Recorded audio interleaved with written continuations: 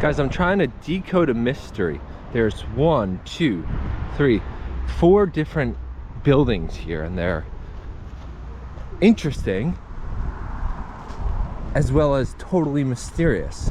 This one looks like a barn. I don't know what that one looks like, but there's a garden here, and then there are all these birds, pigeons it looks like, and it looks like they live here. They're all just standing here, and some are coming out of that little enclosement there. And then there's more inside here. I don't know if someone lives here. It's just this totally strange, kind of undefined situation.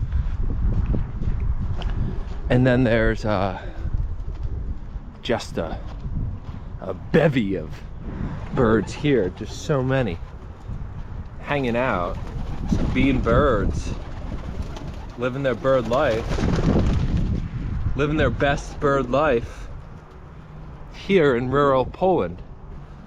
And I just don't know what it's all about. Just give you guys an up close again.